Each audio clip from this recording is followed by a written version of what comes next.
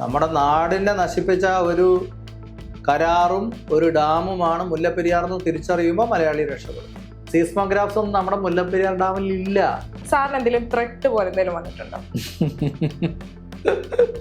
അപ്പൊ പുതിയ ഡാം വന്നാൽ പുതിയ കരാറ് വരും, അതാണ് അവരുടെ ഭയം. നമ്മുടെ വെള്ളം ഉപയോഗിച്ച് പച്ചക്കറിയും പാലും പഴങ്ങളും സകലതും ഉണ്ടാക്കി ഇവിടെ കൊണ്ടുവന്ന് വിറ്റ് അവർ വലിയ സമ്പന്നരാകും. മഹാത്മാഗാന്ധി ജീവന് പ്രശ്നമില്ലാത്ത ഒരു സംഭവത്തില് കിറ്റ് ഇന്ത്യ എന്ന് പറഞ്ഞിട്ടുണ്ടെങ്കിൽ നമ്മൾ ജീവനും കൂടി പ്രശ്നമുള്ള ഒരവസ്ഥയിൽ കിറ്റ് കേരള എന്ന് പറയണം. കേരളം നശിച്ച് ഈ ഡാം കൊണ്ട് എല്ലാ തരത്തിലും ആ നദിയുടെ സ്വാഭാവികമായ പ്രവാഹത്തെ തടസ്സപ്പെടുത്തിക്കൊണ്ട് പ്രകൃതി വിരുദ്ധമായി പ്രകൃതിയെ നശിപ്പിച്ചുകൊണ്ട് അറബിക്കടലിൽ പതിക്കേണ്ട നദിയെ ബംഗാൾ ഉൾക്കടലിലേക്ക് തിരിച്ചുവിട്ടപ്പോൾ നമുക്ക് സംഭവിച്ചത് നമ്മുടെ പൈതൃകമാണ്, നമ്മുടെ ഐശ്വര്യമാണ് നമുക്ക് നഷ്ടപ്പെട്ടത്. അറബിക്കടലിലെ മത്സ്യസമ്പത്ത് കുറയാനുള്ള പ്രധാനപ്പെട്ട കാര്യം മുല്ലപ്പെരിയാർ നദിയിലെ ജലം അറബിക്കടലിൽ പതിക്കുന്നില്ല എന്നുള്ളതാണ്. എന്തു വികസനം ഉണ്ടായിട്ടും ഈ ഡാമിന്റെ അടിയിൽ എന്ത് വികസനം ഉണ്ടായിട്ടും ഒരു കാര്യം കേരളത്തിന് ഇല്ല എന്നുള്ളത് കേരളത്തിലെ ജനങ്ങൾ തിരിച്ചറിയണം. ചർച്ചകൾ അവസാനിപ്പിക്കണം. സാറിന് ഒരു ദിവസം ഇന്ത്യൻ പ്രധാനമന്ത്രി ആവാനുള്ള ഒരു അവസരം തരികയാണ്. ഒരു ദിവസം അങ്ങനെ ഒരു സംഭവം വന്നു കഴിഞ്ഞാൽ മുല്ലപ്പെരിയാർ ഡാമിന് വേണ്ടി സാർ എന്ത് ചെയ്യും? 24 മണിക്കൂറേ ഉള്ളൂ. 24 മണിക്കൂറിനുള്ളിൽ ചെയ്യേണ്ട കാര്യങ്ങളാണ് ചോദിക്കണം അല്ലേ? അതെ. ഓക്കെ, ഞാൻ ഒരു ഡിജിറ്റൽ മോണിറ്ററിംഗ് സിസ്റ്റം മുല്ലപ്പെരിയാർ ഡാമിൽ കൊണ്ടുവരും. ആ ഡിജിറ്റൽ മോണിറ്ററിംഗ് സിസ്റ്റം ഇന്റർനെറ്റുമായിട്ട് ബന്ധിപ്പിക്കും. അപ്പം അഞ്ജനയ്ക്ക് ഇവിടെ ഇരുന്നുകൊണ്ട് ഇപ്പം മുല്ലപ്പെരിയാർ ഡാമിൽ എത്ര ജലനിരപ്പുണ്ടെന്ന് അറിയാൻ പറ്റും. അവിടെ സ്പിൽവേസ് എങ്ങനെ വർക്ക് ചെയ്യുന്നു എന്നുള്ള അറിയാൻ പറ്റും. എന്തെങ്കിലും ഭൂകമ്പ സാധ്യത ഉണ്ടോ എന്ന് ഇവിടെ ഇരുന്നുകൊണ്ട് മൊബൈലിൽ അറിയാൻ പറ്റും. അതായത് ഒരു ഡാമിനെ കുറിച്ചുള്ള A to Z കാര്യങ്ങൾ പ്രൊവൈഡ് ചെയ്യുന്ന പീസോമീറ്റേഴ്സ് അത് ഇൻസ്റ്റാൾ ചെയ്യും. പീസോമീറ്റേഴ്സ് എന്ന് വെച്ചാൽ measure water pressure inside the dam, അതാണ്. പിന്നെ inclinometers pressure measure movement and tilting. Crack meters പൊട്ടിയിട്ടുണ്ടെങ്കിൽ അറിയാൻ പറ്റും. എക്സ്റ്റെൻസോമീറ്റേഴ്സ്, സീസ്മോഗ്രാഫ്സ് ഒന്നും നമ്മുടെ മുല്ലപ്പെരിയാർ ഡാമിൽ ഇല്ല. ഭൂകമ്പം വരുന്നതിന് മണിക്കൂറുകൾക്ക് മുമ്പേ അറിയിപ്പ് വരും, നമുക്ക് പ്രിക്കോഷൻസ് എടുക്കാൻ പറ്റും, ഡാമേജ് കുറയാൻ പറ്റും. അതൊന്നും മുല്ലപ്പെരിയാർ ഡാമിൽ ഇല്ല. പിന്നെ വാട്ടർ ലെവൽ സെൻസർ, CCTV, ഒരു CCTV പോലും അവിടെ ഇല്ല. എന്നാലോചിച്ച് നോക്ക്, നമ്മുടെ ഏറ്റവും ഡേഞ്ചറസ് ആയ ഡാമിൽ ഒരു ഡിജിറ്റൽ മോണിറ്ററിംഗ് സിസ്റ്റം ഇല്ല, അനുബന്ധ ഉപകരണങ്ങളില്ല, മോഡേൺ എക്യുപ്മെന്റ്സ് ഇല്ല, യാതൊന്നുമില്ല. ജനങ്ങൾക്ക് ഇതെല്ലാം വിവരം കൊടുക്കണമെന്നുള്ളതാണ്. ഡെവലപ്ഡ് കൺട്രീസിൽ അങ്ങനെയാ. ഇപ്പോൾ അമേരിക്കയിലൊക്കെയാണ് ഒരു കുട്ടി ക്ലാസ് റൂമിൽ അവൻ്റെ മൊബൈലിൽ ഇരുന്ന് കുത്തി നോക്കിയാൽ അറിയാം ഒരു ഡാം എങ്ങനെ ഫങ്ഷൻ ചെയ്യണമെന്ന്. കംപ്ലീറ്റ് ഇൻഫർമേഷൻസും വരും. ഇവിടെ വരുമോ? വന്ന ആൾക്കാർ എന്ത് ചെയ്യും? നാട് വിട്ട്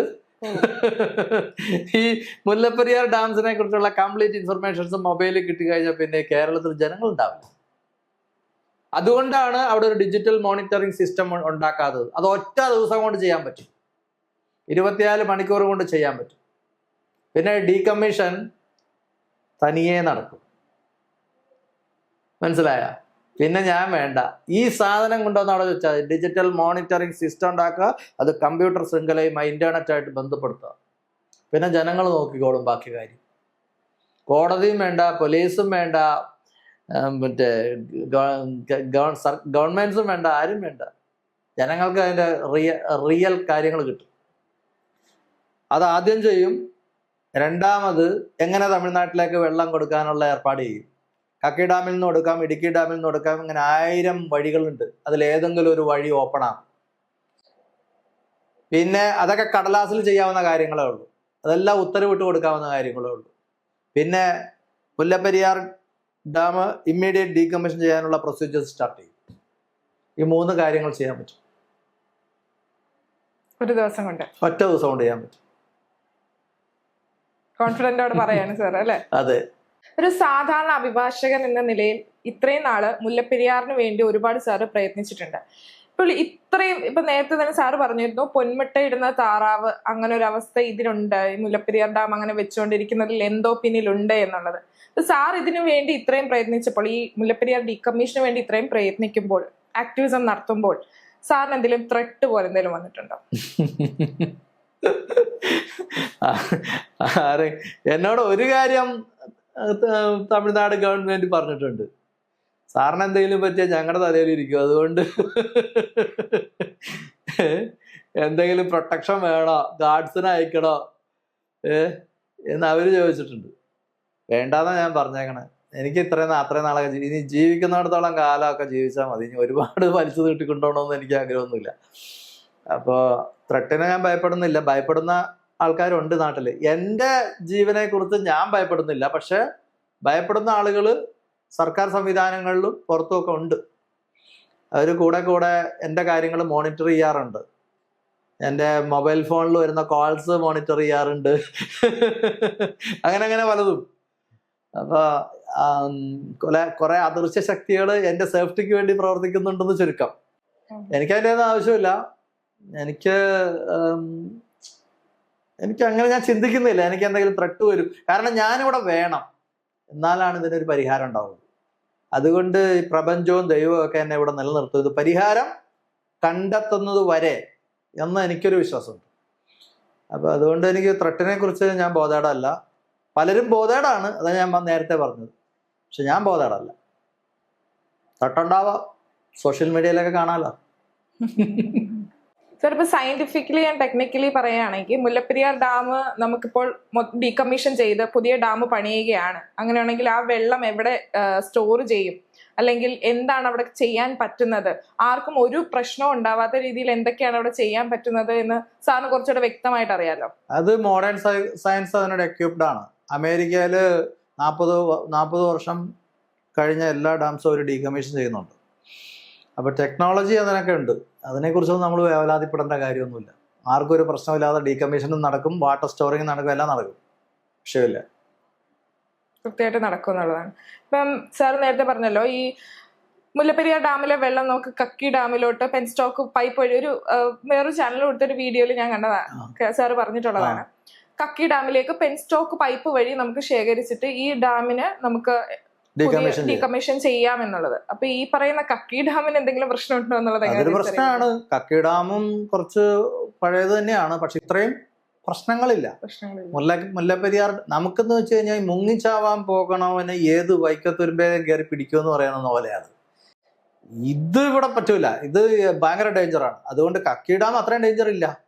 അപ്പൊ തൽക്കാലത്തേക്ക് ഒരു രക്ഷ എന്ന നിലയിൽ കക്കി ഡാമിൽ നിന്ന് നമുക്ക്, കക്കി ഡാമിന് ഡേഞ്ചർ ഇല്ല എന്ന് മാത്രമല്ല, കക്കി ഡാം ഇപ്പൊ സേഫാണ്. അപ്പോൾ നമുക്കിപ്പോൾ തൽക്കാലം ഒരു ആൾട്ടർനേറ്റീവ് അറേഞ്ച്മെന്റ് എന്നുള്ള രീതിയിൽ ഒരു 10-20 കിലോമീറ്റർ പൈപ്പ് വലിക്കണം തോന്നുന്നു. ഒരു എങ്ങനെയായാലും ഒരു വളരെ ചെറിയ ചെലവിൽ ചെയ്യാവുന്ന പൈപ്പിന്റെ ചെലവ് മാത്രമേ ഉള്ളൂ. കുറച്ച് ഒരു 10 കിലോമീറ്റർ അണ്ടർഗ്രൗണ്ട് പോകണം തോന്നും. അങ്ങനെ ചെയ്യാൻ പറ്റും. അതൊരു ആൾട്ടർനേറ്റീവ് സൊല്യൂഷൻ. ഇടുക്കി ഡാമിൽ നിന്നും അതുപോലെ ചെയ്യാൻ പറ്റും. തമിഴ്നാട്ടിലേക്ക് വെള്ളം എത്തിക്കാൻ പറ്റും. അതിന് കൂടുതൽ കുറച്ചുകൂടെ ലെങ്ത് കൂടുതലാണ്, കുറച്ച് ദൂരം പൈപ്പ് വലിക്കേണ്ടി വരും. പിന്നെ ആലുവപ്പുഴയെന്ന് വെള്ളം എത്തിക്കാൻ പറ്റും, ഡാമേ വേണ്ട. അങ്ങനെ 100 വഴികളുണ്ട്. അത് ഏതെങ്കിലും ഓപ്റ്റ് ചെയ്ത് ചെയ്യാവുന്ന കാര്യമേ ഉള്ളൂ. കക്കി ഡാം ഞാൻ പറഞ്ഞ ഒരു സജഷനാണ്. അത് ഇമ്മീഡിയറ്റ് ആയിട്ട് ചെയ്യാൻ പറ്റും. ഒരു 3-4 മാസം കൊണ്ടെങ്കിൽ ചെയ്യാവുന്ന കാര്യമുള്ളൂ. ജനങ്ങൾ അല്ലെങ്കിൽ നമ്മളിപ്പോ കേരളത്തിലുള്ളവരാണെങ്കിലും വെറുതെ ഒക്കെ പറയും ലോകം അവസാനിക്കാൻ പോവാണ്, അടുത്ത കൊല്ലത്തോടെ ലോകം അവസാനിക്കും എന്നൊക്കെ പറയും. അപ്പൊ നമ്മൾ ചുമ്മാ റാൻഡം ആയിട്ട് വെറുതെ ഇരിക്കുമ്പോഴൊക്കെ പറയുന്നതായിരിക്കും, തമാശയ്ക്ക് പറയുന്നതായിരിക്കാം. പക്ഷെ ശരിക്കും മുല്ലപ്പെരിയാർ എന്ന് പറയുന്ന ഒരു ഡാമിന്റെ അവസ്ഥ അല്ലെങ്കിൽ അതിനെപ്പറ്റി ചിന്തിച്ചു കഴിഞ്ഞാൽ പറയും കേരളം അവസാനിക്കുന്നത് മുല്ലപ്പെരിയാർ ഡാം പൊട്ടിയിട്ടാണ് എന്നുള്ളത്. സത്യമല്ലേ? മുല്ലപ്പെരിയാർ ഡാം തകർന്ന കേരളം അവസാനിച്ചു. ഇവിടെ പിന്നെ പുല്ല് പോലും മുളയ്ക്കത്തില്ല. അതൊക്കെയാണ് എൻ്റെ ഒരു ദുഃഖം. എത്ര നല്ല ഭംഗിയുള്ള സ്ഥലമാണിത്.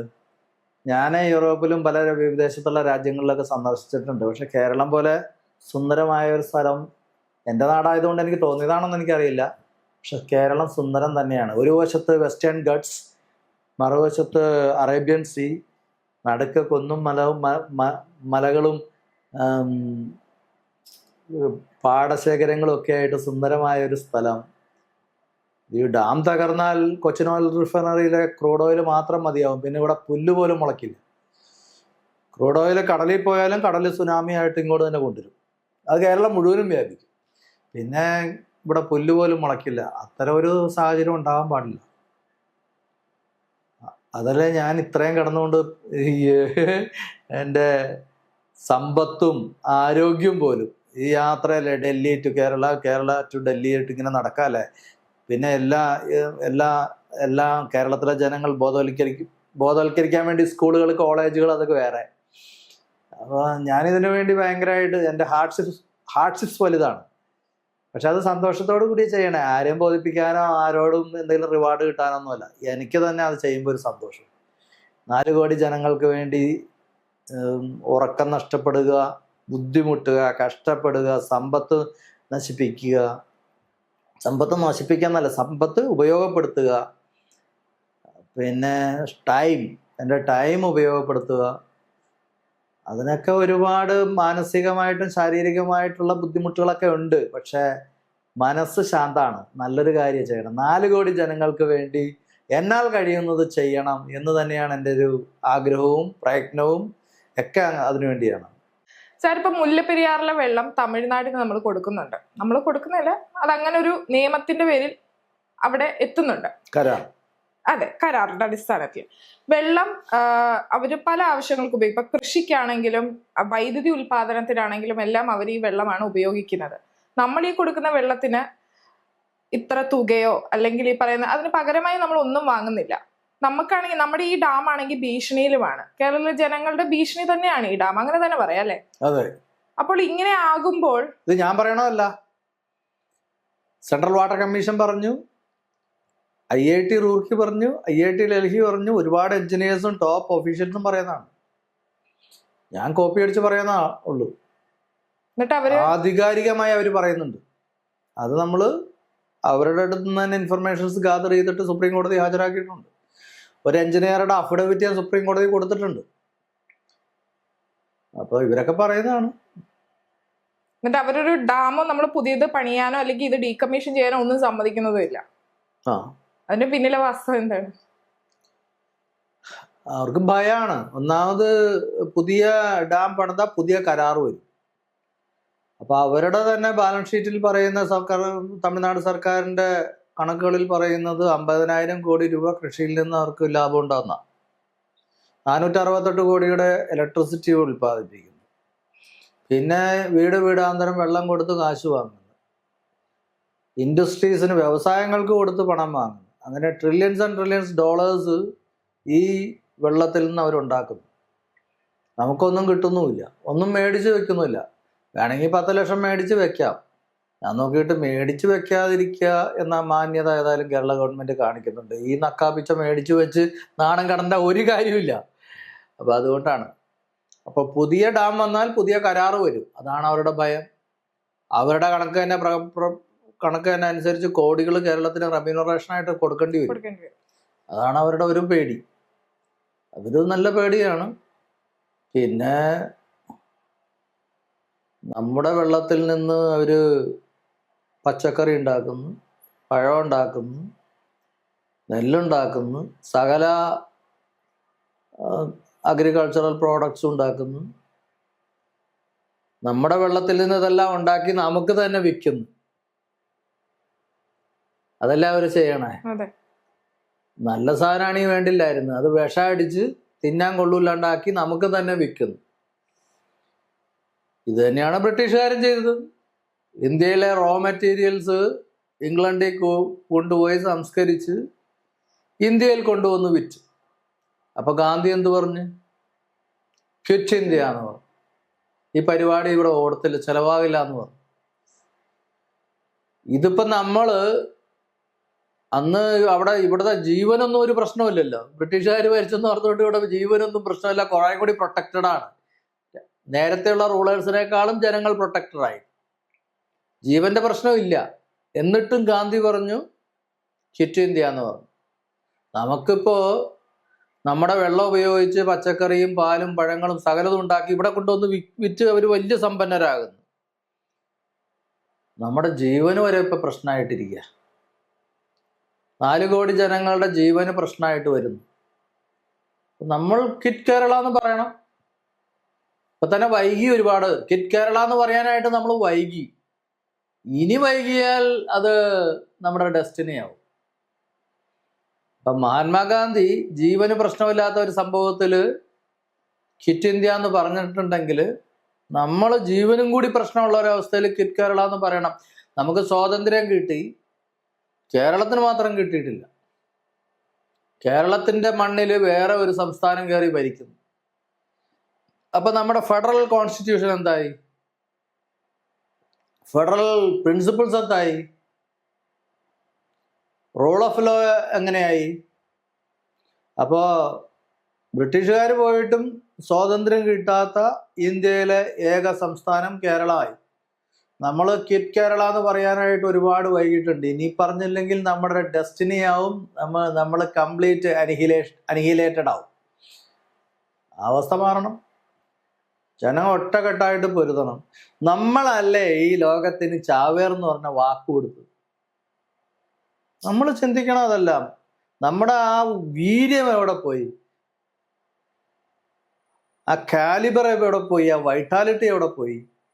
വള്ളുവക്കോനാതിരിയുടെ രാജ്യം വള്ളുവനാടിനെ സംരക്ഷിക്കാൻ വേണ്ടി, വള്ളുവനാടിന്റെ അഭിമാനം വീണ്ടെടുക്കാൻ വേണ്ടി സാമൂതിരിയെ ആയിട്ട് യുദ്ധത്തിന് പോയ ആൾക്കാരെയാണ് നമ്മൾ ചാവേർ എന്ന് പറയുന്നത്. 13 വർഷത്തിലൊരിക്കൽ ചാവേറുകൾ. ചാവേർ എന്ന് പറയുന്ന വാക്ക് ലോകത്തിന് സംഭാവന ചെയ്ത കേരളത്തിന്റെ അവസ്ഥ എന്താണ്? നമ്മുടെ തലയിൽ ഈ ഒരു ഡാം, ഒരു വാട്ടർ ബോംബ് നിൽക്കുമ്പോൾ അതിനെതിരെ പ്രതികരിക്കാനുള്ള ആർജവം പോലും മലയാളിക്ക് ഇന്ന് നഷ്ടപ്പെട്ടിരിക്കുന്നു. തിരിച്ചു വരണം, തിരിച്ചാവണം നമ്മുടെ കാര്യങ്ങളെല്ലാം. പഴയ കേരളം പുനഃസ്ഥാപിക്കുക എന്ന് പറഞ്ഞാൽ പഴയ സംസ്കാരം പുനഃസ്ഥാപിക്കുക, പഴയ അഭിമാനം പുനഃസ്ഥാപിക്കുക. ആ അവസ്ഥയിലേക്ക് നമ്മൾ വരണം. നമ്മുടെ നായർ പടയാളികളുടെ നാടാണ്, ചേകോന്മാരുടെ നാടാണ്. നമുക്ക് നഷ്ടപ്പെട്ട പൈതൃകം കൂടി ഈ മുല്ലപ്പെരിയാർ വിഷയത്തിലൂടെ നമ്മൾ തിരിച്ചു പിടിക്കണം. മുല്ലപ്പെരിയാർ ഡാം ഇവിടുന്ന് പൊളിച്ചു കളഞ്ഞ് മാറ്റണം. ഈ സാധനം ഇവിടെ വേണ്ട. അതോടൊപ്പം തന്നെ നമ്മുടെ നഷ്ടപ്പെട്ടു പോയ പൈതൃകവും കൂടി ഇതിൻ്റെ കൂടെ നമ്മൾ പുനഃസ്ഥാപിച്ചെടുക്കണം. അതാണ് വേണ്ടത്. എത്ര സമ്പന്നമായി മുല്ലപ്പെരിയാർ നദി ഉണ്ടായിരുന്ന കാലത്ത് 44 നദികളുടെയും ജലസ്രോതസ്സായിരുന്നു. ഇന്ന് ഒരു നദിയിലും വെള്ളമില്ല. കാരണം വെള്ളമെല്ലാം തമിഴ്നാട്ടിലേക്ക് പോയി കഴിഞ്ഞാൽ പിന്നെ ഇവിടെ വെള്ളം ഉണ്ടാവുന്നത് എന്താണ്? ഭൂമിയിലെ അണ്ടർഗ്രൗണ്ട് വാട്ടറിന്റെ സ്റ്റോറേജ് പോലും നഷ്ടമായി. കേരളം നശിച്ച് ഈ ഡാം കൊണ്ട് എല്ലാ തരത്തിലും.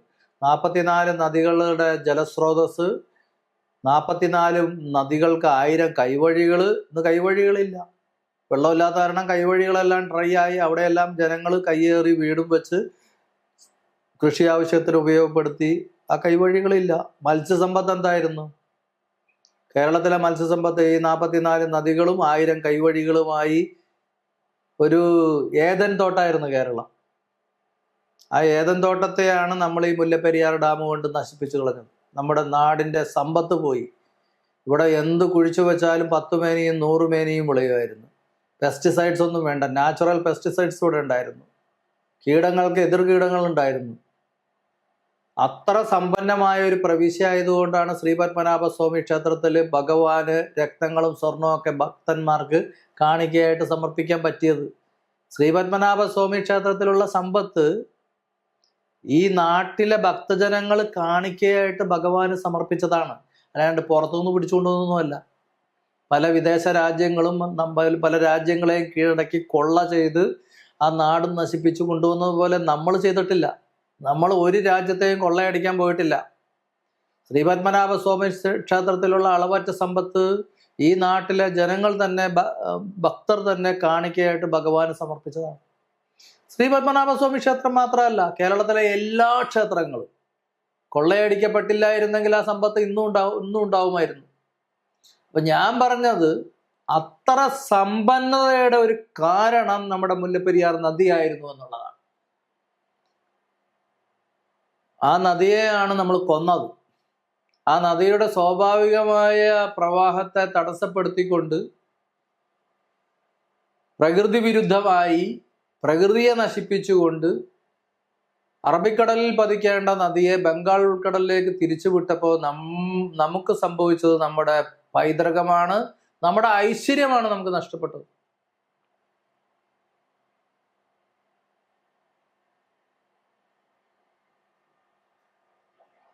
ആ ഐശ്വര്യം നമ്മൾ പുനഃസ്ഥാപിച്ചെടുക്കണം. നമുക്ക് നമ്മുടെ നദിയെ നമുക്ക് വേണം. വെള്ളം കൊടുക്കേണ്ട മാർഗങ്ങളൊക്കെ നമ്മൾ ഈ നദിയെ സംരക്ഷിച്ചുകൊണ്ടാവണം. ഇന്നാണെങ്കിൽ അങ്ങനെ ഒരു ഡാം അവിടെ കൺസ്ട്രക്ട് ചെയ്യാൻ പറ്റില്ല. കാരണം ജിയോ ഡിക്ലറേഷൻ ഉണ്ട്. ഐക്യരാഷ്ട്രസഭയുടെ നേതൃത്വത്തിൽ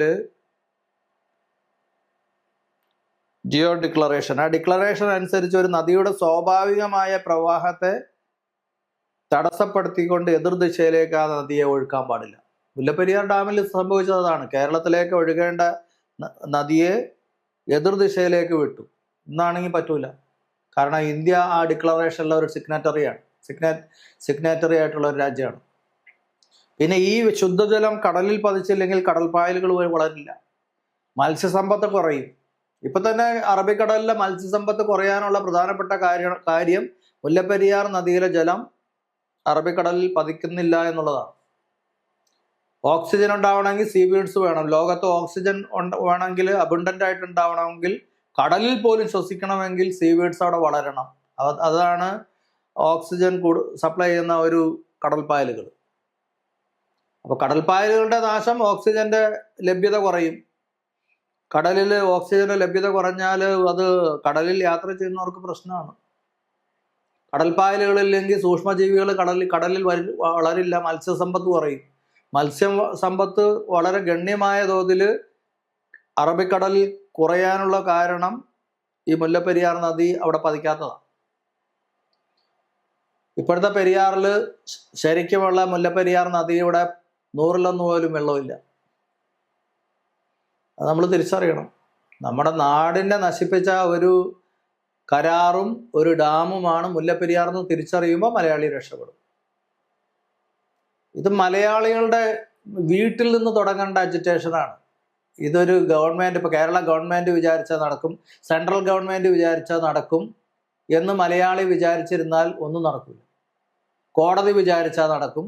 ചില ആളുകൾ പറയുന്നുണ്ട് ഒരു ഉത്തരവ് കൊണ്ട് താങ്ങി നിർത്തിയിരിക്കുന്ന മുല്ലപ്പെരിയാർ ഡാം. ഇവന്റെയൊക്കെ വീട്ടിൽ തുടങ്ങണം ഈ അജിറ്റേഷൻ. ഓരോ വ്യക്തിയും ഈ ഒരു അജിറ്റേഷന്റെ ഭാഗമാണ്. അവനവൻ തന്നെ വിചാരിക്കണം ഈ മുല്ലപ്പെരിയാർ ഡാം അവിടെ വേണ്ട. ഇത് നാടിനെ നശിപ്പിച്ച, നമ്മുടെ പ്രകൃതിയെ നശിപ്പിച്ച, കേരളത്തെ നശിപ്പിച്ച, ഈ പരശുരാമ ക്ഷേത്രം നശിപ്പിച്ച സാധനമാണ് നമ്മുടെ തലയ്ക്ക് മേലെ നമ്മുടെ 4 കോടി ജനങ്ങളുടെ ജീവന് ഹാനിയായിട്ട് നിൽക്കുന്നതെന്ന് കേരളത്തിലെ ജനങ്ങൾ തിരിച്ചറിയുമ്പോൾ പരിഹാരം ഉണ്ടാവും. അല്ലാതെ നിങ്ങൾ വിചാരിക്കേണ്ട ഇവിടെ കേരള ഗവൺമെന്റ് പരിഹരിക്കും, തമിഴ്നാട് പരിഹരിക്കും, കേന്ദ്ര സർക്കാർ പരിഹരിക്കും. പരിഹാരം ഉണ്ടാവേണ്ടത് ഓരോ ഭവനത്തിലുമാണ്. അതുണ്ടാവുമ്പോൾ പരിഹാരം സാന്ദർഭികമായി വരും.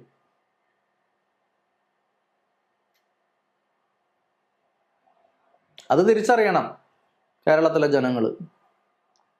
കാവേരി ഇഷ്യൂവിൽ പരിഹാരം ഉണ്ടായത് കർണാടകത്തിലെ ഓരോ ഭവനത്തിലുമാണ്. അല്ലാണ്ട് അവിടുത്തെ ഗവൺമെന്റ് പോയി ചെയ്ത പണിയൊന്നുമല്ല. ഓരോ ഭവനത്തിലും ഓരോ കന്നഡികനും അവന്റെ രക്തം തിരിച്ചറിഞ്ഞു, അവന്റെ നദിയെ അവൻ തിരിച്ചറിഞ്ഞു. അങ്ങനെ അതിനൊരു പരിഹാരം ഉണ്ടായി.